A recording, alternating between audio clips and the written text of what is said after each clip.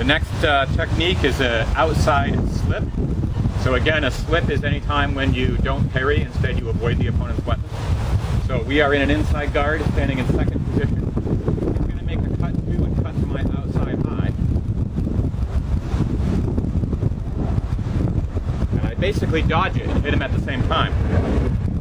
The way that I dodge it is by stepping as if I was going into an outside guard, but I actually step further back so that he misses me. Instead of it being a parry, he misses me, so it's a slip. And then I cut him as he goes by.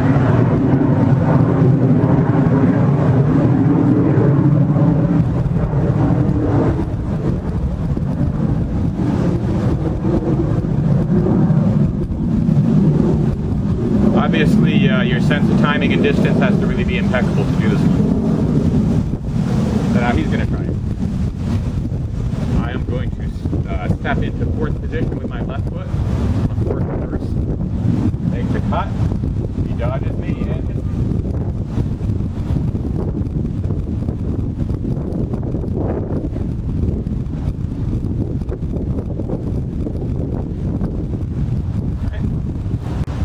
Lesson 7 is the old style version of the hanging slip.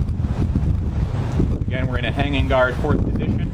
He's going to step straight forward and cut down at my head.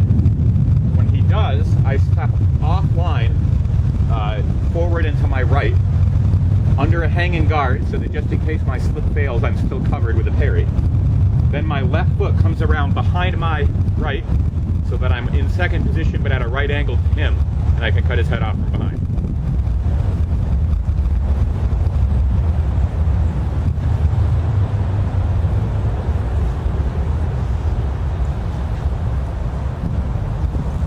He's going to try it. And you can just do it straight down the head. I like to do it from behind because the head should come right off, and that's always good for a laugh.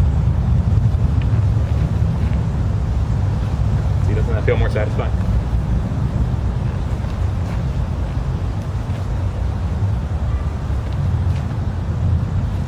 Okay.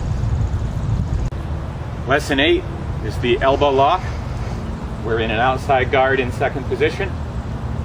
He comes in with a cut 1. I step in. I parry in an inside guard.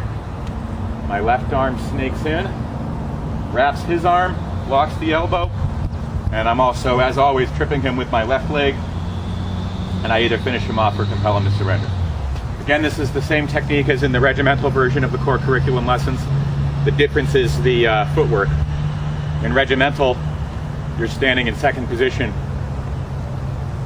throughout the technique. In old style, you're doing the same technique using the traversing footwork.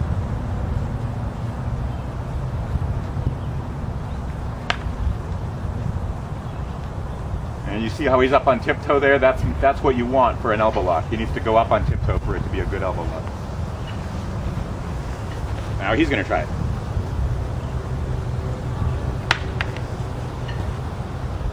You got to lock my elbow and make me stand up. So you want to have your arm right at that spot, right above my elbow, or below, depending on how you look at it. And then this hand, the force should come up this way. And you see I've rised up onto my tiptoe. That's when you have an elbow lock. All right, again.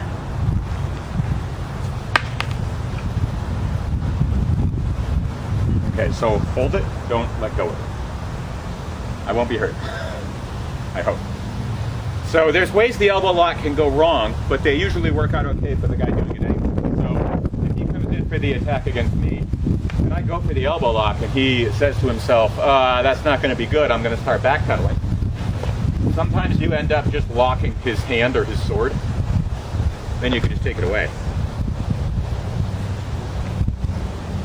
Sometimes I go for the lock, and he thinks, I'm going to get locked, I can't stop it. I'd better at least grab his sword arm. Or he even goes ahead and locks me too. In this scenario, the first person to apply a headbutt will be the one that wins. Lesson 9 is going to be another version of the lift. This is pretty much identical to one of Page's sword and target techniques, except it applies the concept without having a target in it. So we're in the inside guard. That goes to make cut 2. I traverse, I parry, this, pass forward, and I thrust up between his ribs.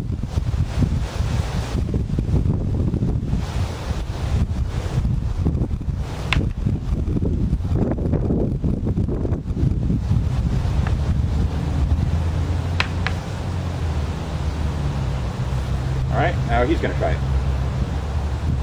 Put your left hand up on your face. And you want the blade angled this way, not this way, because if it's angled this way, my ribcage would block it from getting up into my lungs. He wants it to get up in my lungs, so he's going to turn it like that.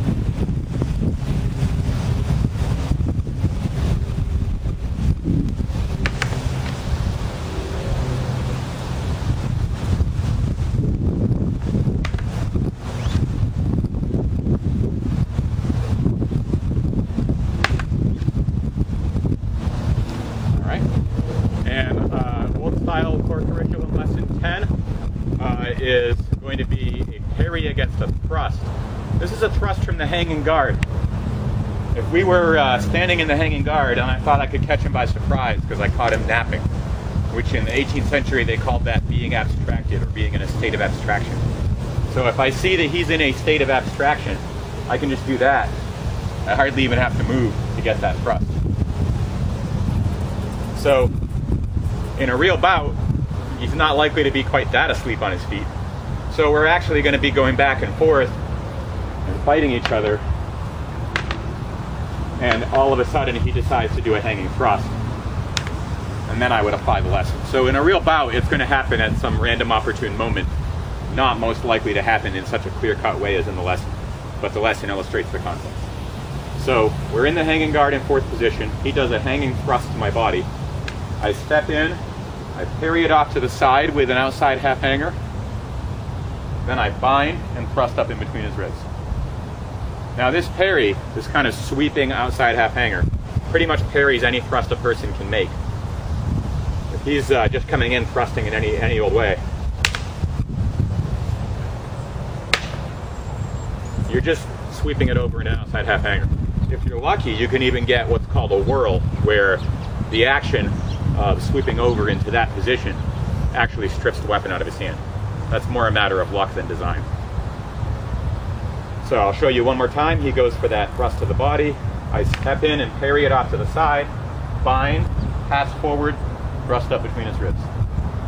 Now he'll try it.